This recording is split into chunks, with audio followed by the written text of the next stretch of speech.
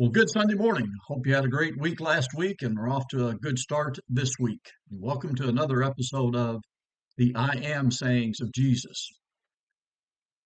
In the Gospel of John, in chapter 6, John records a story where Jesus has healed a bunch of people and then he feeds about 5,000 of them. And when they saw that, some of the people said, "This is indeed the prophet who is to come into the world."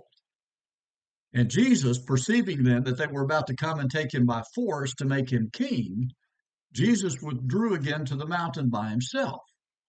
And when evening came, his disciples went down to the sea, got into the boat, and rowed across the sea to Capernaum, but Jesus stayed behind.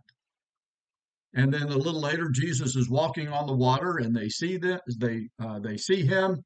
He gets into the boat with them, and they come to Capernaum. Well, the next morning, the people realize that Jesus is not there. And so they get into boats and they go to Capernaum seeking Jesus. And they find him and they ask him, "When did you come here?" And Jesus says to them, "I say to you, you are seeking me, not because you saw signs, but because you ate your fill of the loaves." In other words, you got a free supper last night. Now you're hungry and you want me to feed you again. And he says to them, "Do not work for the food that perishes, but for the food that endures to eternal life, which the Son of Man will give you. For on him God the Father has set his seal." So they ask him, "Well, what must we do to be doing the works of God?" And Jesus said, "This is the work of God, that you believe in him whom he has sent."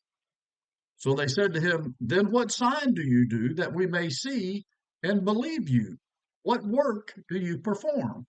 Which seems kind of strange because the night before they had just witnessed him feed 5,000 people with just a few loaves and a few fishes, including themselves. They ate of that. And some of them declared that he was the prophet who was to come into the world. But here they are asking him for a sign. And they continue, said, "Our fathers ate the manna in the wilderness, as it is written, he gave them bread from heaven to eat." And Jesus said, "I say to you, it was not Moses who gave you the bread from heaven, but my Father gives you the true bread from heaven.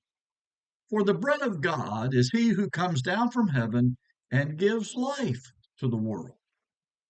And they said to him, "Sir, give us this bread always." And Jesus said, "I am the bread of life. Whoever comes to me shall not hunger, and whoever believes in me shall never thirst." And obviously, from the context, Jesus is not talking about physical hunger and physical thirst. And he's not talking about physical bread. He's not talking about taking some flour and some oil and mixing it together and baking it and making bread. It's obvious from the context that's not what he's talking about.